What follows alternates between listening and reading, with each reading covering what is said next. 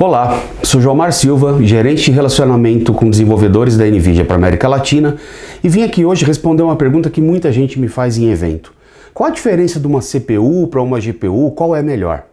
Na realidade, os dois tipos de processadores foram desenvolvidos e têm como conceito básico coisas distintas. A CPU foi desenvolvida para executar o mais rápido possível uma tarefa. A GPU foi desenvolvida para processar um volume de dados muito grande, muito rápido. Quem quiser ter uma ideia mais didática sobre isso, procura aqui no YouTube um vídeo do Mythbusters com a NVIDIA e vocês vão ver que apresentação legal que eles fizeram para mostrar essa diferença.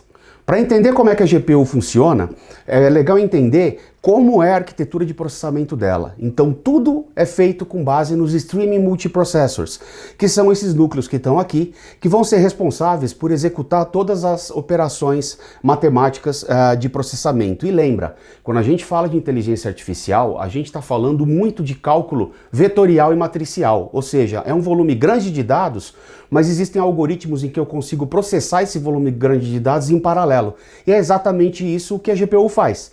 Esse SM, que é da arquitetura da H100, que é a penúltima geração de GPUs da NVIDIA, quando a gente olha para dentro da Hopper, que é a GPU, a gente vai ter 144 SMs disponíveis para processamento. E como funciona o processamento de GPU? Ele é um pouquinho diferente de quando a gente trabalha com a CPU, porque a GPU está conectada dentro do computador, então a primeira coisa que a gente precisa fazer é tirar os dados da memória do host, ou seja, os dados da memória RAM, e trazer para a memória da GPU. Isso evidentemente tem uma latência e depende da velocidade do barramento. Para quem gosta de arquitetura computacional, lembra lá do famoso gargalo de von Neumann, é aqui que a gente vê ele funcionando. Em paralelo, a gente transfere para a GPU quais vão ser as funções que vão ser executadas, que no caso do CUDA se chama de kernels. A gente faz o processamento desses dados dentro da GPU. Depois que eles foram processados, a gente pega o dado da memória da GPU e devolve para a memória da CPU. Dentro de um pipe de processamento de inteligência artificial, é comum encontrar muitos desenvolvedores fazendo essa ida e volta da GPU para a CPU muitas vezes. Isso vai fazer com que a aplicação deles perca mais tempo trocando dado do que processando. Então, para dar uma ideia, imagina que eu tenho 7 teraflops de capacidade de processamento na GPU, mas o meu barramento de comunicação consegue me transferir só 56 gigaflops, ou seja, eu vou perder um baita tempo, uma latência enorme para transferir o dado e vou processar ele muito rápido. Para minimizar isso, o ideal é que se você vai usar a GPU em um pedaço do seu processamento de um pipe de inteligência artificial, que você faça essa cópia de dado para a GPU e devolução uma vez no começo, uma vez no final. É por isso que os SDKs da NVIDIA conseguem acelerar tanto as aplicações, porque eles fazem exatamente isso sem que o desenvolvedor tenha que se preocupar em aprender CUDA e principalmente ficar gerenciando processamento paralelo e distribuído. A forma de reduzir o gargalo de von Neumann que eu acabei de comentar é você fazer com que a GPU esteja o mais próxima possível da CPU, porque no final do dia a limitação vai ser o tempo de deslocamento de um elétron. Lembra disso, né? Tudo que a gente faz em computação é deslocamento de elétrons.